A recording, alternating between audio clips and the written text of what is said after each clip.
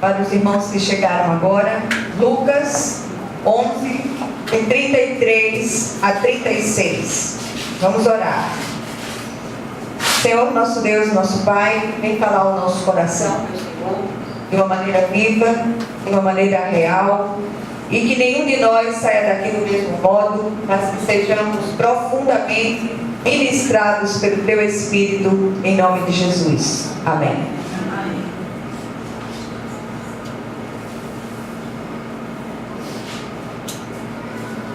Glória a Deus. Meus amados, a mensagem de hoje é um convite, mais que isso, é uma santa convocação para que andemos sob a luz reveladora de Deus. Essa luz é a própria palavra viva do Senhor. E nesse capítulo,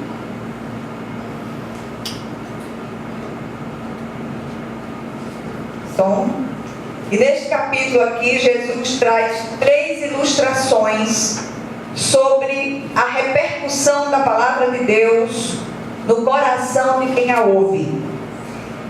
E ultimamente eu tenho pensado muito a respeito disso, sobretudo em tempos em que as pessoas desdenham da palavra de Deus.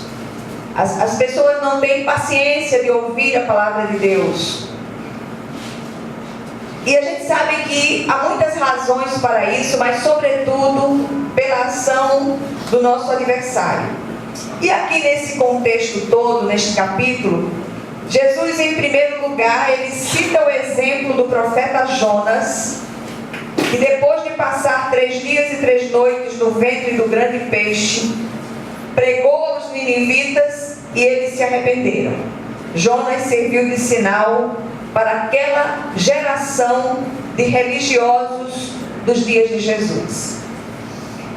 Em seguida, o Senhor dá o exemplo da rainha de Sabá, que veio dos confins da terra para ouvir a sabedoria de Salomão, um rei humano, imperfeito.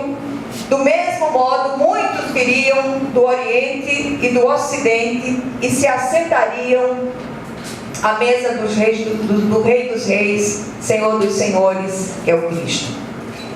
Em Hebreus, capítulo 4, versículos 12 e 13, a parte A do versículo, diz assim: pois a palavra de Deus é viva e eficaz, e mais afiada que qualquer espada de 2 gumes. Ela penetra ao ponto de dividir alma e espírito, juntas e medulas.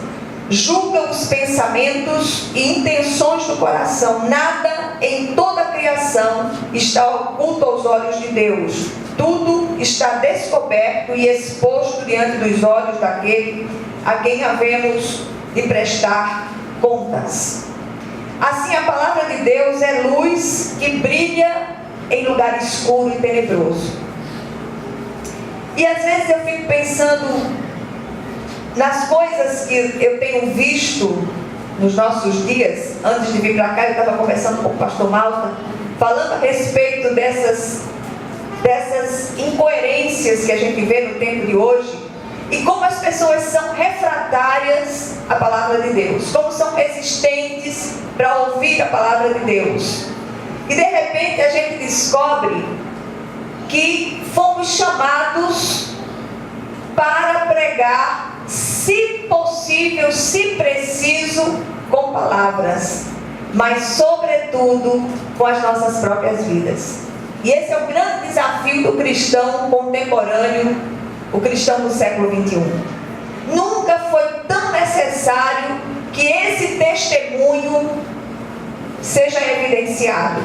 Se nós de repente apagarmos todas as luzes da igreja, a gente não precisa dizer a você: olha, eu apaguei a luz. Todos vão perceber que as luzes estão apagadas.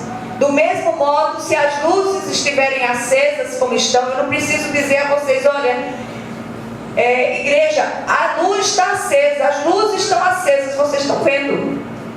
Do mesmo jeito é o testemunho do servo de Deus. A luz, que é a palavra de Deus, não pode ser escondida, antes deve ser manifesta, não pode ser guardada, mas anunciada, crida e obedecida.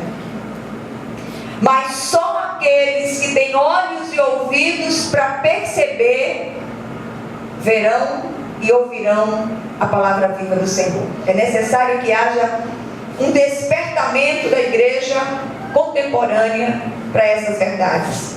O Senhor está às portas e não há tempo para modismos que tentam maquiar a palavra de Deus. Nunca os sinais da segunda vinda foram tão evidentes. Eu fico muito impressionada com a cegueira espiritual de muitos, mesmo no nosso meio.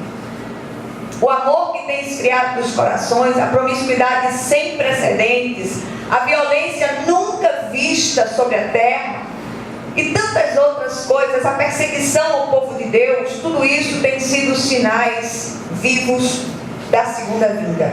A igreja precisa ser despertada para anunciar urgentemente a palavra de Deus. E não se iludam, aqueles que têm ouvido para ouvir, ouvirão. E nós não precisaremos maquiar essa palavra, nem fazer nenhum esforço para torná-la palatável aos ouvidos humanistas. A palavra é uma só. E ela será pregada, e ela será ouvida, e ela será crida por aqueles que são escolhidos do Senhor. Esses ouvirão e crerão e se renderão a ela. Muitos têm dado alguns passos tímidos em direção a essa luz viva que é a palavra, mas são revelados, expostos por ela e acabam recuando. E por não haver arrependimento, acabam voltando para o caminho das trevas. O texto que nós lemos no início aponta alguns princípios em relação à luz que precisam ser considerados por nós. Vamos atentar um pouquinho para esses princípios. Primeiro princípio: a luz é capaz de dissipar as trevas ao redor de si. Aliás, esse é uma das primeiras razões de existir da luz. Quanto mais alto uma luz é levantada, maior será seu poder iluminador. Na vida de um servo de Deus também é assim. Onde ele chega, a luz que há nele tem que chegar junto, tem que brilhar junto. Ou seja, ele tem que anunciar Jesus, como eu disse antes, se preciso, com palavras. Você já pensou que para muitos, talvez você seja a única Bíblia que eles tenham acesso? Nós somos observados por homens e por anjos eleitos e por anjos caídos. Os anjos caídos são a grande plateia contra, a grande torcida contra, esperando que nós tropecemos e recuemos. Então fica ligado, como dizem os meninos no tempo de hoje. O testemunho do crente na palavra de Deus é comparado com o sal, com o perfume e com a luz. E é interessante que essas coisas não precisam ser anunciadas. Quando o pastor Malta entra, todo mundo sente o perfume do pastor. E tem até o senhor vai me permitir dizer aqui de púlpito, tem até uma história que ele foi comprar uma carne em Prazeres, um tempo atrás, e quando ele chegou no balcão daquele açougue, de manhã cedo ele já estava perfumado, porque ele só anda perfumado, e aí o açougueiro que estava lá dentro virou-se assim, sentiu o cheiro e disse: que velho cheiroso da bexiga. E aí ele ficou conhecido como o velho cheiroso da bexiga. Mas não é bom? E ninguém precisa dizer: olha, pastor Malta usou perfume, né? Ninguém precisa dizer: as luzes da igreja estão acesas. Ninguém precisa dizer quando uma comida está salgada demais ou está insossa, porque o sal, a luz e o perfume, eles se auto-anunciam. E o Senhor usou exatamente essas três figuras para ilustrar a nossa vida como crentes nessa terra. Nós precisamos ser sal, ser luz e ser perfume. Amém? Amém. Olha aí. O segundo princípio que nós precisamos considerar aqui é que a luz também é capaz de dissipar as trevas interiores. A luz também, a palavra de Deus também é como um espelho. Quando nós nos debruçamos sobre ela, nós somos confrontados, impactados. É aqui que nós descobrimos as coisas que em nós precisam ser mudadas. Eu vou dizer uma coisa a vocês não me levem a mal. Eu não acredito muito nos ministérios de libertação de finais de semana. Desculpa. Eu acredito, sabe em quê? Na libertação que acontece aqui, quando nós nos debruçamos sobre a palavra de Deus diariamente. Quando nós nos debruçamos nessa palavra, todos os dias, nós experimentamos uma libertação. Todos nós, inclusive eu e o pastor Mauro. Porque enquanto vida estivermos sobre a terra, estaremos sendo trabalhados e transformados pelo Senhor dos Exércitos. E essa palavra, ela faz uma faxina santa no nosso coração. Essa palavra leva a luz aos porões da nossa alma. E é lá que estão aquelas coisas que precisam ser tratadas, aquelas incoerências, aquelas inadequações, aquelas coisas todas que estão lá. E se nós não permitirmos, que a palavra entre e limpe, jamais seremos libertos. Certo teólogo cristão, com um nome esquisito que eu não vou ler para não ler errado, disse o seguinte: precisamos de toda cautela para que a faculdade da percepção não se torne tão inexpressiva que não seja possível reconhecer a verdade revelada de Cristo. Olha que coisa interessante. Quando cremos em Jesus e o recebemos como Senhor e Salvador, os olhos do nosso entendimento são iluminados. A verdadeira luz penetra nosso ser, dissipando as trevas que existem em nossos corações, das regiões mais abissais das nossas almas.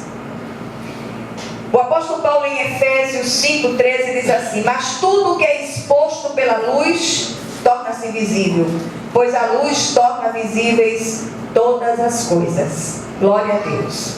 O sol da justiça vai onde ninguém consegue ir, regenerando nosso espírito morto e levando claridade às regiões mais abissais de nossas almas, deixando de ser filhos das trevas e nos tornamos filhos da luz. Quem segue ao Senhor não andará nas trevas, mas terá a luz da vida.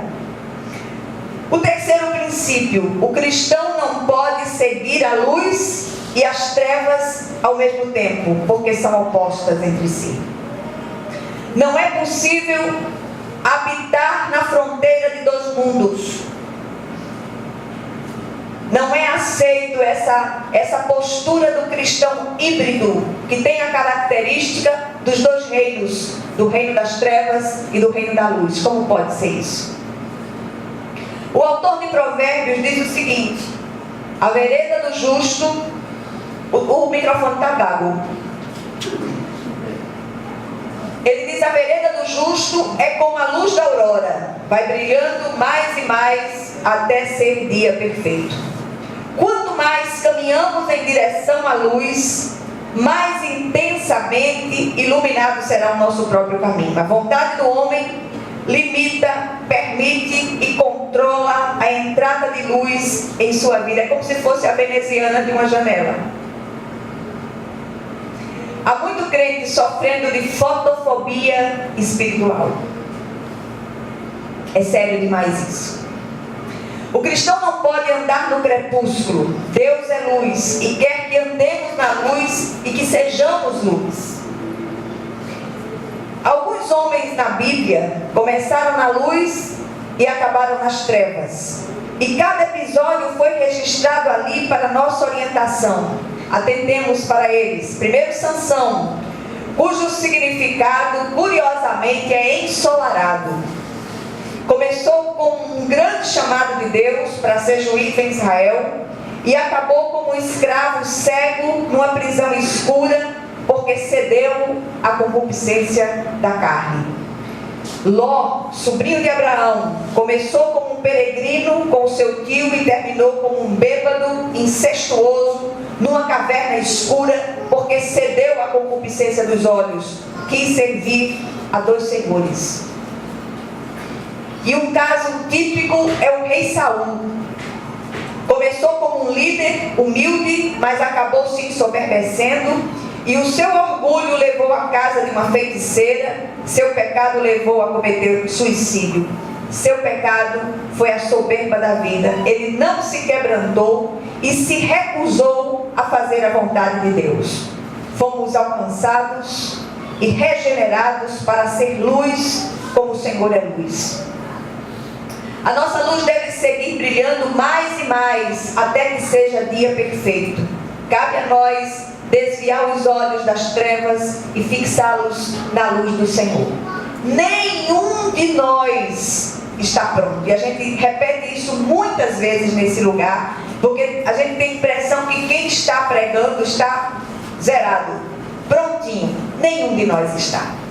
Todos nós estamos sendo trabalhados por Deus, preparados pelo Senhor, sendo transformados dia a dia conformados à imagem do Cristo.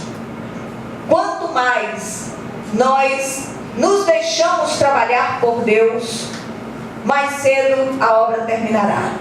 Amém? Amém. O que esses princípios nos ensinam no dia de hoje? Em primeiro lugar, cada um de nós é controlado pela luz ou pelas trevas. Não há meio termo aqui. O destino do filho da luz, do filho de Deus, é a aurora, não o crepúsculo. Segundo lugar, o mais assustador é que algumas pessoas até começam a andar na luz, mas com o passar do tempo retrocedem, endurecem o coração, tornam-se opacos, resistentes à penetração da luz, e as trevas acabam prevalecendo. Mas, e salvação se perde? Não, definitivamente não. Essas pessoas não foram verdadeiramente regeneradas pelo Espírito de Deus.